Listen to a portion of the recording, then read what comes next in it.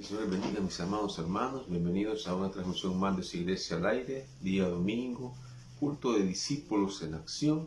Y como siempre, les invitamos a que puedan sintonizar nuestro mensaje, a que puedan sintonizar el mensaje de Dios y que aprendamos un poco más de la palabra del Señor. Les invito a que podamos iniciar en esta tarde con la palabra del Señor, leyendo el Salmo capítulo 36, Salmo 36, antes de poder iniciar con el estudio de esta tarde. Recordemos que como buenos cristianos es importante que seamos aquellos que aprendemos, que día a día vamos creciendo en la palabra de Dios. Recuerde que si usted no conoce la palabra del Señor, usted está susceptible a que doctrinas falsas o falsas enseñanzas que se le puedan enseñar a usted, se la puedan dar a usted, lo hagan tambalear y retirarse de la iglesia. Lo que la palabra nos enseña, ¿verdad? En cuanto a la apostasía, porque eso es apostatar, negar la fe, negar aquello en lo que usted ha creído. Así es que vamos a invitarle a que podamos seguir aprendiendo en la palabra del Señor. Salmo 36 dice: la misericordia de Dios. La iniquidad del impío me dice al corazón: no hay temor de Dios delante de sus ojos. Se lisonjea, por tanto, en sus propios ojos, de que su iniquidad no será hallada y aborrecida. Las palabras de su boca son iniquidad, y fraude ha dejado de ser cuerdo y de hacer bien. Medita maldad sobre su cama, está en caminos no buenos, el mal no aborrece. Jehová, hasta los cielos llega tu misericordia, y tu fidelidad alcanza hasta las nubes. Tu justicia es como los montes de Dios, tus juicios abismo grande. Oh Jehová, al hombre y al animal conservas, cuán preciosa, oh Dios, es tu misericordia. Por eso los hijos de los hombres se amparan bajo la sombra de tus alas, será completamente saciados, y de la grosura de tu casa, y tú lo abrevarás del torrente de tus delicias. Porque contigo está el manantial de la vida, en tu luz veremos la luz. Extiende tu misericordia a los que te conocen, y tu justicia a los rectos de corazón. No venga pie de soberbia contra mí, y mano de impíos no me mueva. Ahí cayeron los hacedores de iniquidad, fueron derribados, y no podrán levantarse. Dice el versículo 5, Jehová, hasta los cielos llega tu misericordia, y tu fidelidad alcanza hasta las nubes. Recordemos que la misericordia de Dios es grande, la misericordia de Dios nos alcanza a muchos de nosotros, pero no defraudemos a Dios en lo que hacemos, no defraudemos a Dios en todo lo que hagamos. Mientras tanto, busquemos estar en comunión con Dios, tratemos siempre de alcanzar su misericordia y tratemos siempre de estar de la mano con Él y de agradarle en todo lo que hagamos. Estamos estudiando los días domingos en el culto de discípulos en acción acerca de Jesús. Es importante que nosotros sepamos, si somos discípulos, entendemos que somos discípulos de Jesús. Ya hablamos de quién es Jesús, iniciamos hablando en otros mensajes acerca del Mesías, de quién es el Mesías, de cómo Jesús, su relación que tuvo cuando estuvo acá en la tierra, sus nombres, el Hijo de Dios, el Hijo del Hombre, a qué se refieren esos términos y cómo los podemos conocer a Él en cuanto a sus nombres. Ahora vamos a continuar el estudio, ¿quién es Jesús? Es importante que usted sepa que es discípulo de Jesús para que nosotros podamos también caminar y hacer lo mismo que Él hace, porque esa es la meta al final, llegar a ser como Él. No vamos a ser perfectos, pero sí podemos llegar a ser como Él anduvo, como Él estuvo y todo lo que Él hacía. Así es que esta tarde vamos a estudiar Jesús como predicador del Evangelio. Jesús como predicador del Evangelio, y vamos a ver algunos principios importantes de lo que Él hizo en su momento y de cómo nosotros como cristianos debemos también hacer lo mismo o caminar bajo la misma óptica. Entonces vamos a ir leyendo poco a poco en el Evangelio de Juan capítulo 4, versículos del 1 al 30, y después vamos a leer los versículos del 39 al 42. Vamos a ir leyendo, vamos a leer 3 versículos ahorita y luego vamos a ir leyendo poco a poco a medida vayamos avanzando en el estudio de esta tarde. Jesús como predicador del Evangelio. Dice en el capítulo 4 del Evangelio de Juan, versículos 4 en adelante vamos a leer.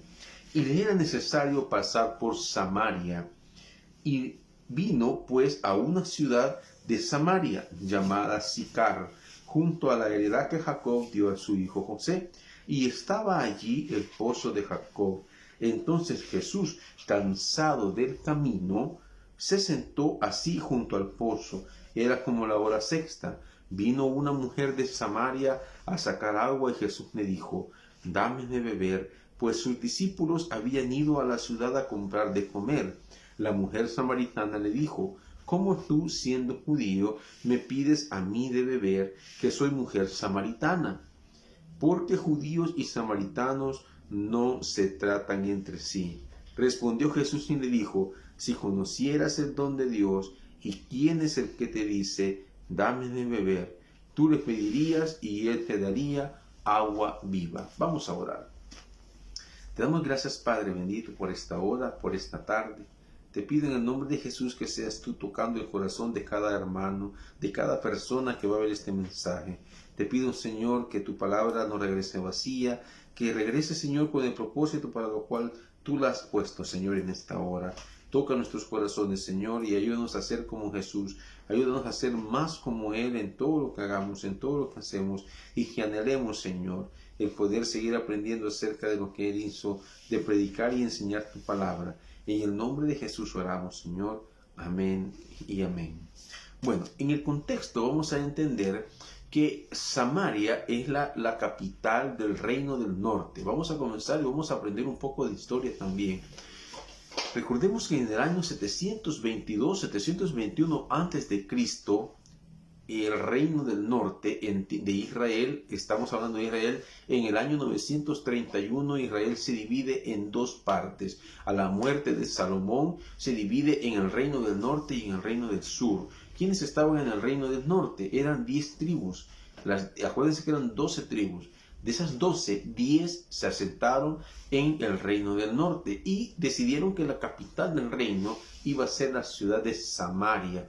Y luego el reino del sur, donde está Jerusalén específicamente, Belén, el desierto de Judea, ahí estaban dos tribus, la tribu de Judá y la tribu de Benjamín. Recordemos entonces que después de la división había un rey en Samaria y un rey en Jerusalén. Todos los reyes del reino del sur descendían del rey David, los del reino del norte no, porque ellos se desviaron y eran reyes que no eran precisamente descendientes de Israel. ¿Qué sucedió entonces? Se perdieron, se extraviaron, violentaron la ley, hicieron sus propios dioses y es más, hicieron sus propios templos. Debemos tener mucho cuidado en nuestras vidas cuando hacemos nuestros propios templos. Recordemos que solamente debemos adorar a Dios y a nadie más. Y usted me va a decir: ¿y cómo sé que yo tengo un templo que yo he hecho? Cuando adoramos a algo o a alguien que no es Dios. Ahí donde está tu corazón, dice, ahí va a estar entonces, no, ahí donde usted pone aquello que usted ama, que usted anhela, allí está su corazón. Entonces cuando se divide el reino, acuérdense que comenzaron a ser idólatras, violentaron la ley. De esa manera el reino del norte llegó al colmo de que Dios les mandaba profetas, les decía lo que iba a suceder y ellos no entendieron. Uno de esos profetas fue Isaías. Dios les envió advertencias: vuélvanse a mí, regresen a mi ley, a mi reprensión, pero el pueblo no quiso. De tal manera de que Isaías, cuando llegó el año 722 al 721 aproximadamente, ¿qué sucedió? Sucedió que el imperio asirio llegó y se llevó cautivos a esas 10 tribus. De tal manera de que ahí solo quedaron los ancianos, los pobres, los que estaban enfermos, pero a la vez llegaron del imperio asirio personas a vivir a ese lugar. Por esa razón es que se mezclaron, es decir, nacieron y se consideraban mestizos, es decir, se mezclaron los samaritanos, los de Asiria, con los samaritanos, que eran ya, a eso se le conoce como samaritanos, judíos mezclados con otros pueblos. ¿Por qué razón entonces no se hablaban con los judíos? Por eso dicen la palabra, porque judíos y samaritanos no se hablaban. ¿Por qué razón? Porque ellos los consideraban impuros, ellos los consideraban bastardos, porque no eran una sangre pura. Sangre pura, entiéndase, alguien nacido de dos judíos. De esa manera, para los judíos, ellos no eran más que un pueblo ya segregado con otro pueblo. Por esa razón ellos ya no los consideraban judíos propiamente. ¿Qué pasó entonces? La mujer que encontramos acá en este relato es una mujer samaritana. En el fondo, sí podemos decir que eran judíos también, eran descendientes, quieras o no, de Abraham. Esto lo he dicho, no que la Biblia dice de que ellos ya eran impuros y que ya no eran considerados judíos, como no. Dije que para los judíos en aquel tiempo, con base a sus creencias, a sus leyes y todo, ya los habían considerado bastardos, aquellas personas que ya no podían ser consideradas judíos puros. De esa manera, cuando Jesús llega, vemos en la historia que Jesús llega y dice que llega como a la hora sexta. Y Jesús llega en esta historia maravillosa preguntando por agua. ¿Cree usted que Jesús no podía haber sacado agua de otro lado? ¿Cómo no? Pero tiene una enseñanza en este texto. Y él pidió agua. Sus discípulos habían salido a comprar y entonces él baja al pozo que dice Jacob nos había dado José. Y era un pozo. Ahora, algo importante que tenemos que ver acá también. Dice que llegó allí como a la hora sexta. ¿Cuál es la hora sexta para los judíos? O en la Biblia, ¿qué debemos entender cuando dice la hora novena, la hora sexta, la tercera hora? ¿Qué debemos entender? Para los judíos, el día comienza a las 6 de la mañana. Por esa razón, la hora sexta debemos contar de las 6 de la mañana, 6 horas. Eso significa que eran las 12 del mediodía.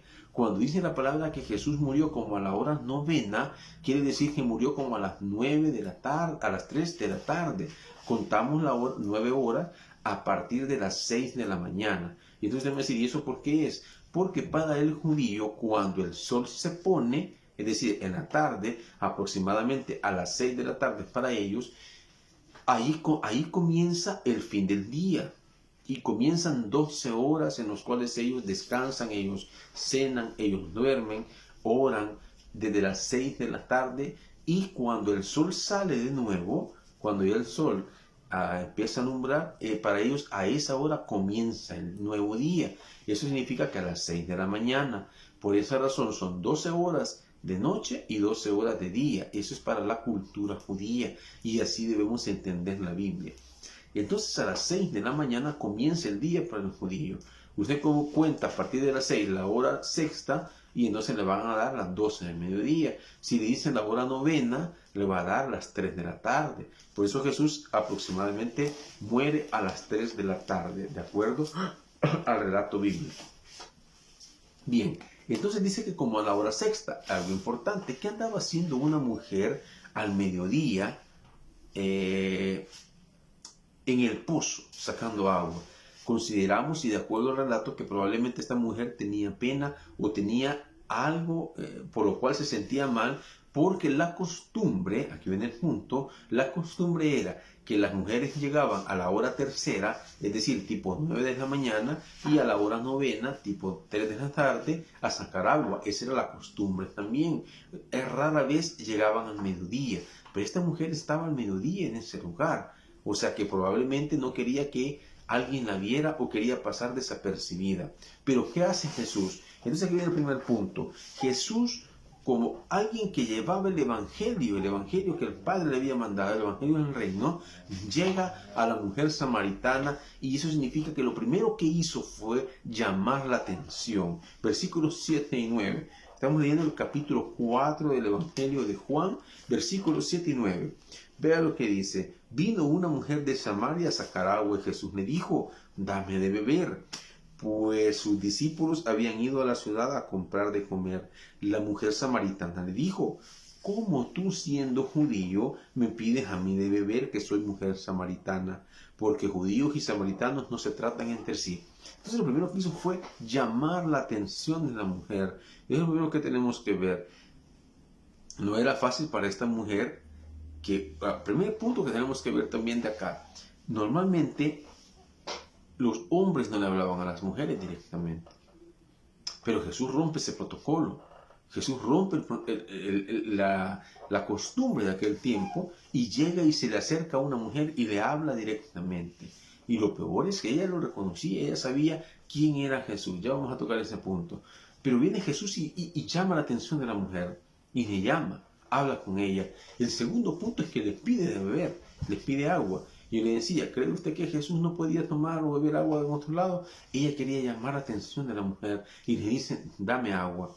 Y entonces, tenemos que ver entonces, en lo que respecta a ese protocolo, ya les expliqué por qué las mujeres, peor si era samaritana, no se hablaba. Entonces Jesús rompe, primero que era mujer y segundo que era samaritana.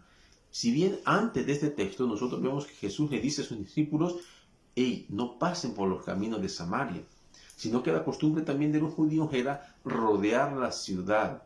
O sea, no pasaban por el centro de la ciudad de Samaria, sino que por las orillas pasaban. Pero Jesús viene y pasa en medio de la ciudad, es decir, llevaba una misión específica, llevaba un fin específico, y estos son elementos que tenemos que considerar. Jesús, con tal de llevar el evangelio hasta lo último a todas las personas, no le importaba romper los protocolos, romper las costumbres de ese tiempo. Debemos entender eso porque es importante. Muchos de nosotros queremos seguir haciendo las cosas como nosotros queremos, o ponemos excusas y un montón de cosas. Pero vemos a Jesús no le importaba romper los protocolos, romper las costumbres de su pueblo, romper las costumbres de su tiempo, con tal de llevar el evangelio a otras personas. Nosotros como iglesia debemos pensar lo mismo. ¿Cuánto nos hemos levantado de la comodidad en la cual muchos de nosotros estamos y llevar el evangelio hasta lo último de la tierra, a lugares y a personas que debemos llevar? ¿Sabe usted que hay iglesias que, si bien es cierto, se ayuda, pero dicen solamente los que somos miembros de la iglesia nos vamos a ayudar? Los que no son miembros de la iglesia hay que ver cómo hacen. Así hay iglesias. Vemos entonces en el modelo de Jesús que él no hacía excepción de personas. Él iba en busca de las personas que necesitaban de él. Él iba en busca de las personas que necesitaban el evangelio. Entonces, ¿por qué Jesús se centra en el tema del agua? Recuerdes, así como en Juan 3, que venimos hablando, en Juan capítulo 3 viene hablando de Nicodemo y el nacer de nuevo. Él dijo, te es necesario nacer de nuevo, le dijo, tener un nuevo nacimiento, pero nacer del agua del Espíritu, le dijo. Es necesario. Entonces, el agua, vemos, es un elemento importante. El agua en la Biblia nosotros la podemos usar con un simbolismo de purificación. Jesús entonces habla del agua, pero en realidad Jesús tenía sed. Cuando hablábamos de sed, va más allá de eso. Recuérdese que dijo cuando estaba en la cruz Jesús, tengo sed, dijo. Yo estaba crucificado. ¿De qué habrá tenido sed? Y no tomó nada, porque le dieron vinagre, dice la palabra, pero no tomó. Él tenía sed de poder predicar la palabra. Él tenía sed de poder darle a otros el conocimiento del evangelio del reino, de justicia. De eso estamos hablando. Jesús llega entonces a presentarle el plan de salvación a esta mujer. Jesús llega y no le importó que era samaritana, y nosotros muchas veces ponemos una y mil excusas del por qué no vamos a presentar el evangelio a otras personas. Entonces, cuando él ve a la mujer y cómo reacciona, judíos y samaritanos no se tratan, eso suena muchas veces familiar. Cuando hablamos de que otros cristianos y otras personas hablan y dicen, esa persona no se merece que se le hable el evangelio, esa persona no se merece el perdón de Dios. Recordemos, nosotros, así como recibimos el perdón de Dios, también podemos hacer que otras personas lo reciban. No tenemos que hacer acepción de personas, tenemos que ayudarles a otras personas a que también alcancen el perdón, la misericordia de Dios. Entonces, lo primero que Jesús hizo fue llamar la atención de esta mujer, habló con ella y le dijo, dame de beber, necesito agua. Lo segundo que hace es, al predicar el evangelio, al enseñar el evangelio, Jesús hace es crear un interés en la persona. Veamos los versículos del 10 al 12. Crear un interés en las personas. Respondió Jesús y le dijo, si conocieras el don de Dios y quién es el que te dice dame de beber, tú le pedirías y él te daría agua viva. La mujer le dijo, Señor, no tienes con qué sacarla y el pozo es hondo. ¿De dónde pues tienes el agua viva? ¿Acaso eres tú mayor que nuestro padre Jacob, que nos dio ese pozo del cual bebieron él, sus hijos y sus ganados? Entonces, lo primero es crear un interés. Es decir, ¿y tú quién eres para venir y decir que me vas a dar de la mejor agua? Ojo, le dice, le me darías agua. Y fíjense que qué importante, entre más profundo era de donde sacaban el agua, era mejor el agua. Entonces hay dos cosas para captar el interés de la mujer. Jesús capta, llama el interés de la mujer, crea algo en lo cual la mujer se puede interesar. Y eso es lo que tenemos que hacer muchos de nosotros, que el Evangelio sea atractivo. ¿Pero atractivo en qué sentido? No cambiando la palabra, no haciendo cosas diferentes, como mezclando cosas del mundo con la iglesia. No, tenemos que entender que a las personas les llama la atención qué puede hacer el Evangelio por ellas. Y eso nadie más lo puede presentar mejor que cada uno de nosotros a través de nuestro testimonio. Por eso es importante que cuidemos nuestro testimonio, que podamos hablar a los demás de lo que Dios ha hecho en nuestras vidas. Entonces lo primero que hizo fue captar el interés a través de dos cosas, a través de decirle que era el don de Dios y a través de decir quién era Él, quién era la persona que le hablaba. Entonces vemos que Jesús no se enfrascó en una discusión religiosa en el sentido de que tú eres samaritana y ustedes no nos hablamos. No hizo eso, sino que lo que hizo fue captar la atención de esta mujer a través de decirle quién era Él, como Dios, como Mesías, como Salvador, y cuál era el regalo. Cuando dice el don de Dios, es el regalo que Dios ofrece, el regalo que Dios da. Llamó su interés hacia asuntos que ella debería de conocer y no en asuntos en cuanto a religión o legalidad. Muchos de nosotros nos enfrascamos discutiendo con católicos. Sabe que alguna vez, discutiendo con otras religiones, discutiendo con religión, sepa usted que si usted discute con religión, con religiosos, con legalistas, usted nunca va a tener la razón. Siempre van a terminar en pleitos, siempre van a terminar en problemas. ¿Qué hizo Jesús entonces? En una ocasión yo fui a un pueblo a predicar, yo fui a un pueblo a evangelizar, y resulta que me encontré con una señora católica. Yo no sabía que era católica, me la encontré en la calle y comencé a caminar con ella hacia donde ella iba. Nunca me dirigió la palabra, no me dijo a qué iba, no me dijo quién era, pero caminamos como unas 4 cuadras y ella iba a la iglesia católica del pueblo. Pero yo le iba predicando, le iba enseñando la palabra, yo le hablaba y la señora, de una manera así como que dice, ¿quién eres tú para venirme hablando? A mí me volvió a ver siquiera, pero yo le iba hablando de la palabra, no me centré en discutir absolutamente nada y la fue a dejar enfrente de la puerta de la iglesia católica de ese pueblo, pero nunca discutí, no peleé, ni le dije, ni hizo perder el tiempo, absolutamente nada. Además que no me dijo nada, pero a mí no me molestó en absoluto. Algo de lo que le prediqué, algo de lo que le enseñé en ese momento ha de haber quedado en el corazón de esta persona. El pueblo era eminentemente católico, claro, pero ese es el punto. No tenemos que enfrascarnos en religiosidades como muchos tienden a hacer. No tenemos que enfrascarnos en temas que no nos competen muchas veces. A nosotros nos compete predicar la palabra de Dios, predicar el Evangelio, las buenas nuevas de salvación, quién es Jesús, quién es Dios, quién es el Espíritu Santo. Dios no nos ha mandado, no nos ha escogido para ir a discutir sobre cuestiones religiosas o teológicas con otras personas. Probablemente las personas puedan enfrascarse en discutir temas religiosos, pero nosotros debemos enfrascarnos en saber predicar la palabra, es decir, el Evangelio, que es lo más importante. La iglesia ha sido llamada a testificar de Cristo, a testificar del Evangelio y de lo que Dios ha hecho en la vida de cada uno de nosotros. Entonces, pero iba a revelar quién era y el mensaje supremo para su vida. Quienes desean los beneficios de Cristo deberían de pedirlos. Fíjese, antes de ofrecer el agua, la mujer le dijo, este es un gran principio, le dijo lo siguiente, ¿cómo te puedo dar yo agua? ¿Cómo puede haber ríos de agua viva dentro de mí si no tienes ni cómo sacarla y de dónde la podría sacar? Jesús le dijo en otras palabras, no, es que tú tienes que enfrascarte en quién soy yo.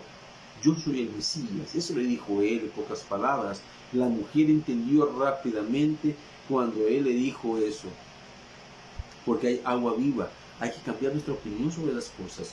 Muchas veces nosotros estamos escuchando el mensaje, estamos escuchando el Evangelio que muchos no quieren escuchar. Recuérdese, usted no va a escuchar lo que usted quiere escuchar. Muchas veces encontramos palabra que nos toca el corazón, que nos confronta con el pecado, pero ese es el Evangelio. No necesariamente usted va a escuchar, no, si usted está viviendo bien, espere que Dios le va a contestar sus peticiones. Usted, si quiere que Dios le conteste sus peticiones, debe cambiar su manera de vivir, debe cambiar sus prioridades en su vida.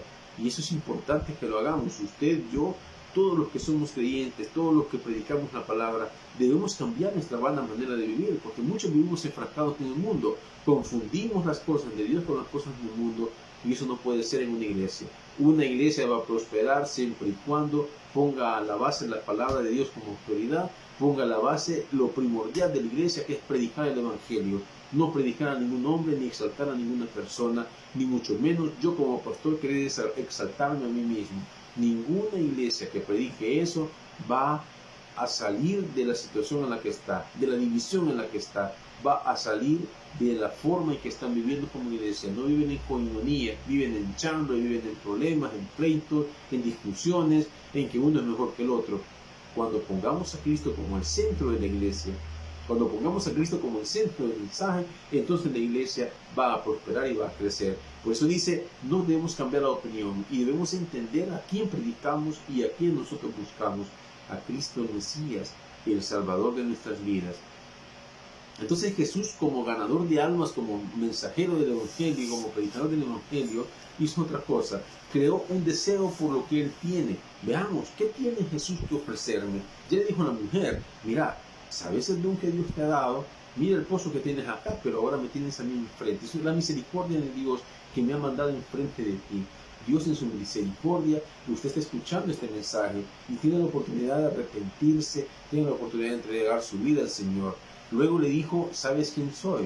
Yo soy el Mesías, aquel que había de venir. Y se presenta entonces, veamos el versículo, estamos en Juan 4, y vemos el versículo 13 antes, y le dice, cualquiera que bebiere de esta agua volverá a tener sed, le dijo, el agua del pozo. No se refería a esa agua a Jesús, sino que le dijo, veamos el versículo 14, mas el que bebiere del agua que yo le daré, no tendrá sed jamás, sino que el agua que yo le daré será en él una fuente de agua que sale para vida eterna. La mujer le dijo, Señor, dame de esta agua, para que no tenga yo sed ni venga aquí a sacarla. ¿Qué creó entonces? Creó un interés primero y después creó un deseo. Le dijo, bueno, entonces tú eres el Mesías, tú eres el que había de venir, el Salvador de nuestras vidas. Entonces luego le dice, deseo tomarte esa agua. El agua que Jesús ofrece es mejor que el agua del pozo que vemos en el relato. Y ese pozo podemos hacer una aplicación y ese pozo representa el mundo. Lo que el mundo le ofrece a usted, mi amigo, mi hermano, lo que el mundo le puede dar, no se compara a lo que Jesús le puede dar, no se compara a lo que Dios le puede dar a través del Hijo. ¿Por qué? Porque lo del mundo es algo, una vanidad, algo efímero que hoy tenemos y mañana no. Dice Pedro, las riquezas, dice, así como vienen se van. Las riquezas son como hierba que hoy está verde, reverdece, pero mañana está seca. Pero lo que Jesús nos da es eterno. Por lo tanto, nosotros debemos crear aquello que es lo mejor que Él nos puede dar. El pozo de Jacob, el río de agua viva que Jesús ofrece por medio del Espíritu Santo, el corazón no se satisface a menos que tenga un encuentro real con el Señor. Si usted no está satisfecho con su vida, es porque no tiene una relación íntima con el Señor. Por esa razón tiene que llegar a tener esa relación con el Señor, esa relación de amistad, esa relación de coinonía, el mismo sentir, de entender que lo que Jesús nos ofrece es lo mejor que podemos tener y no lo que el mundo nos da. Yo recuerdo hace años a una persona que llega a pedirme una consejería y yo le he dicho, esta persona, bíblicamente le dije yo, ella quería tener una relación con una persona que hacía 1 año o 2 años había dejado su relación de matrimonio con otra persona, pero no se había divorciado. Yo le aconsejé, deje a esa persona, no ande con esa persona. Si es que se ha divorciado, espérese que se divorcie, pero si todavía está casado, no se meta en una relación con esa persona. Esta persona no hizo caso. ¿Qué sucedió? A la vuelta de 3-4 meses estaba embarazada. Ah, bueno, ¿qué hacemos ahora? Te digo, hoy continúa. ¿Qué puede hacer usted? Entonces, esta persona andaba buscando lo que quería escuchar. Un mensaje que le dijera, sigue con esa persona. Eso no puede ser. Resultó que en una mala decisión y en sus consecuencias, de tal manera entonces que nosotros debemos buscar, lo que el mundo nos ofrece es algo efímero, es una felicidad aparente, pero la única paz interior, la única felicidad que nosotros vamos a encontrar realmente es la que Dios nos puede ofrecer. Entonces le dio un deseo, el deseo de tener esa agua. Dice, como quiera que sea, la mujer había descubierto que en su corazón había nacido un deseo por conocer esa agua viva que solo Jesús le podía ofrecer.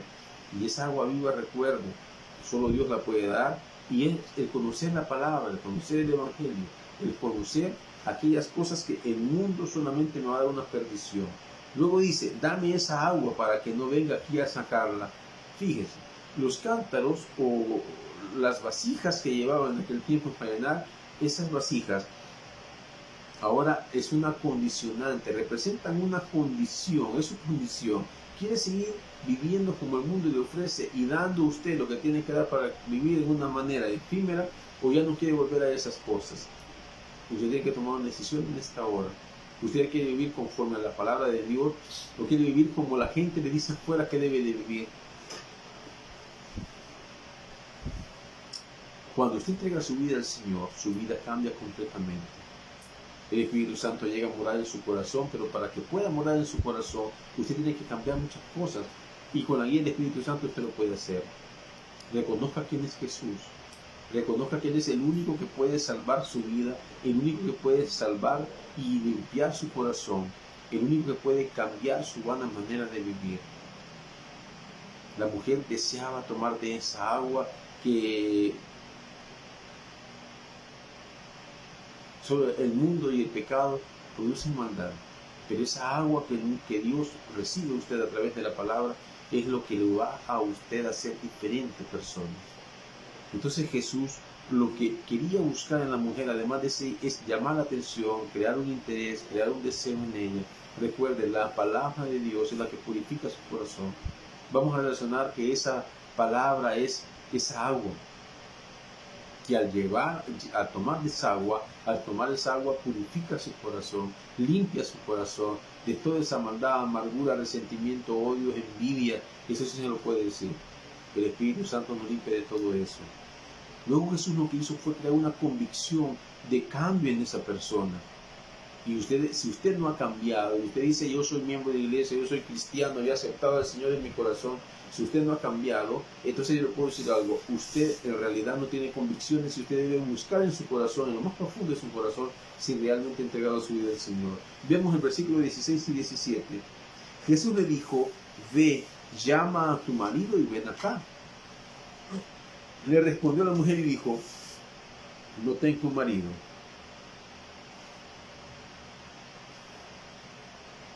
Porque 5 maridos has tenido. Bien has dicho, le dijo Jesús, no tengo marido. Porque 5 maridos has tenido y el que tienes ahora no es tu marido. Has dicho verdad, le dijo. Le dijo la mujer, Señor, me parece que tú eres profeta. Nuestros padres adoraron en este monte y vosotros decís que en Jerusalén es el lugar donde se debe adorar. Imagínense que Jesús le dijo, ve y trae a tu marido. ¿Qué le estaba diciendo ahí? Bueno, le estaba diciendo su manera de vivir. Aunque a Jesús eso no le importaba, lo que le importa es que nosotros lleguemos en acción de gracias y a decirle la verdad al Señor y decirle, Señor, yo estoy viviendo mal. Yo reconozco que no estoy viviendo bien, reconozco que no estoy viviendo como tú me demandas que viva. Jesús llevó a la mujer a que tuviera la convicción de decir, en realidad no estoy viviendo bien.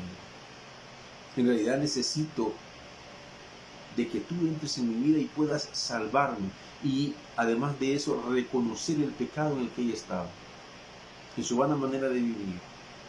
La convicción va sacando a las personas de su estado anterior a un estado mejor.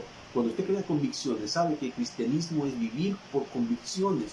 Hay personas que no van a la iglesia porque dicen, bueno, ahora por la situación que estamos de esta enfermedad, esta pandemia que estamos viviendo, pero había personas que decían, es que no voy a la iglesia porque el niño llora.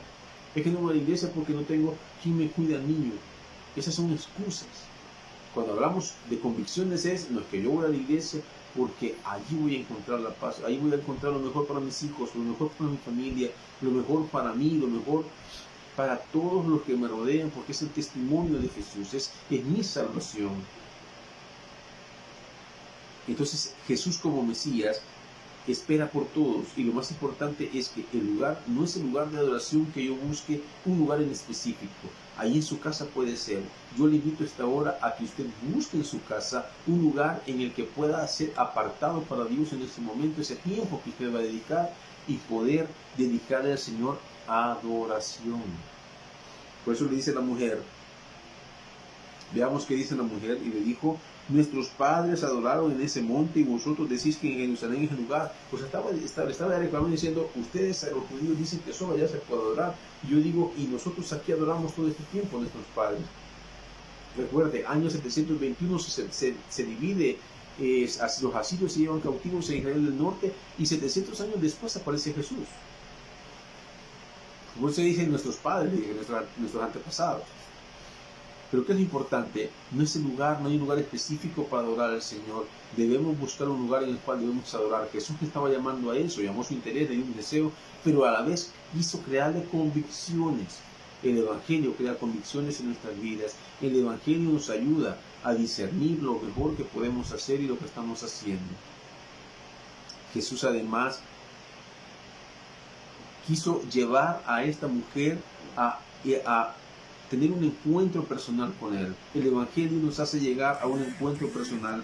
Pasemos al versículo 26 y vea lo que dice. Jesús me dijo: yo soy el que habla contigo.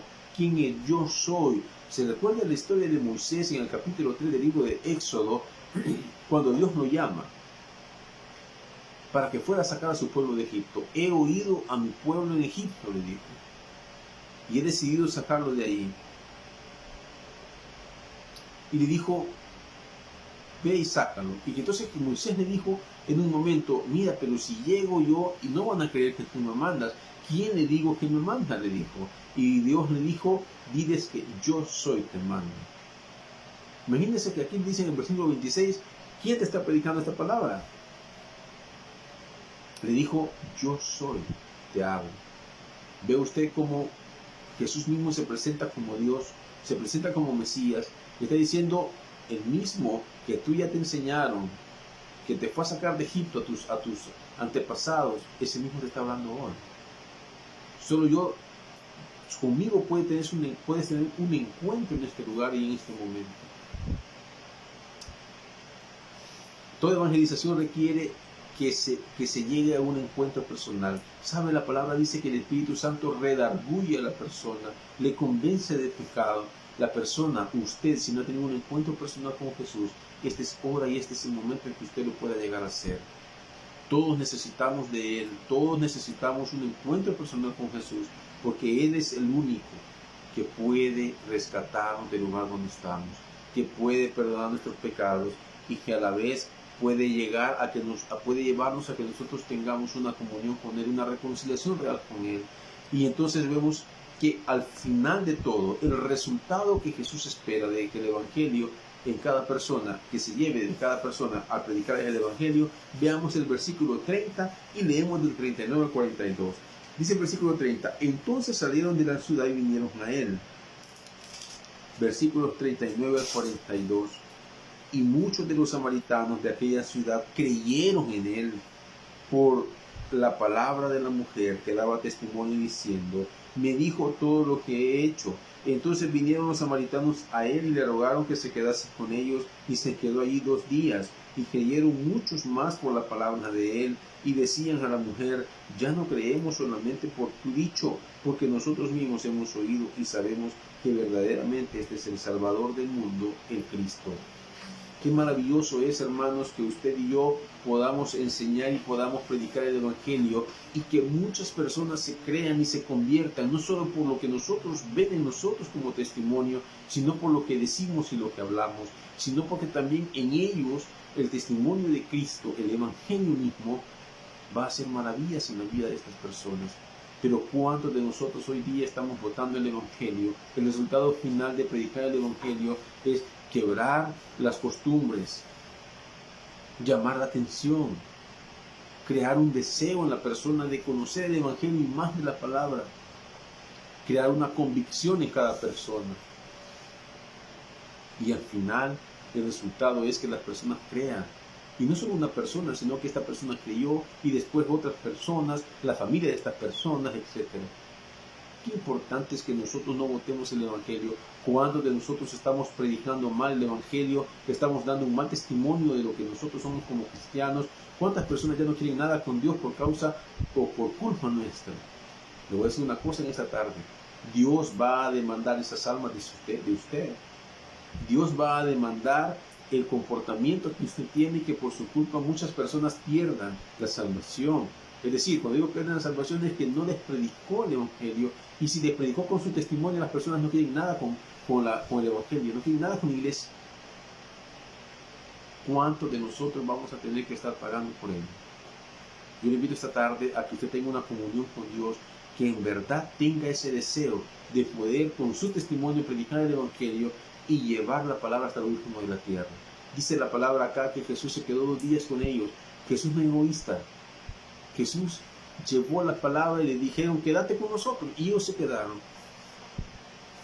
A usted se le dice, iglesia, vamos a predicar el Evangelio, vamos a evangelizar.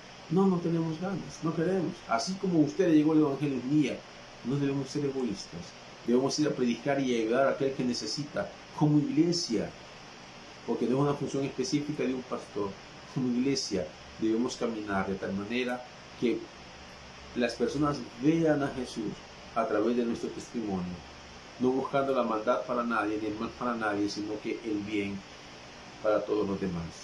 Busquemos a Dios de todo nuestro corazón, demos testimonio de lo que Él ha hecho en nuestras vidas y veamos lo que Dios puede hacer en otras personas. Jesús, como predicador de la palabra, es un ejemplo digno a seguir, y vamos conociendo lo que Jesús hizo, y como reto para nosotros como iglesia el poder seguir siendo como Él. Vamos a orar. Señor, te agradecemos en esta hora por tu bendita palabra, Padre. Gracias por el Evangelio.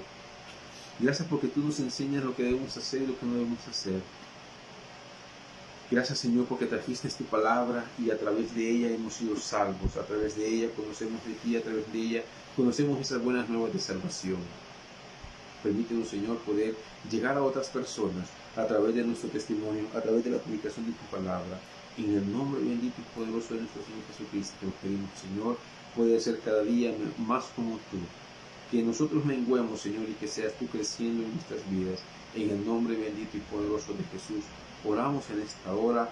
Amén y amén. Y usted, amigo hermano que no conoce del Señor, yo le invito a que en esta hora usted pueda entregar su vida al Señor y sea testimonio para los demás. Ahí donde está, vaya al Señor en oración y dígale: Señor, reconozco que soy pecador, reconozco que tú moriste en la cruz por mis pecados, reconozco, Padre, que te necesito y que pueda tener la vida eterna y que el Espíritu Santo more en mí. Gracias te doy en el nombre de Jesús. Gracias te doy, Padre, en esta hora. Y gracias te doy porque seas tú reinando en mi vida a partir de este día. Le invito a que usted pueda congregarse en una iglesia donde se predique la sana doctrina. Le invito a que se pueda congregar con nosotros. Pero si no puede sintonizarnos por este medio y seguir aprendiendo más y más del Señor. Gracias por la sintonía y sigamos creciendo en el conocimiento de la palabra. Señor, oramos en esta hora por tus mensajes, por tu palabra, Señor. Oramos por los predicadores que van a esta semana transmitir, Señor, van a predicar en tu iglesia. Que seas tú llevando el mensaje a cada corazón. En el nombre de Jesús, respalda al pastor como hasta hoy lo has hecho, Señor. Amén y amén. Que el Señor les bendiga, mis hermanos, y los esperamos en una transmisión más de su iglesia al aire.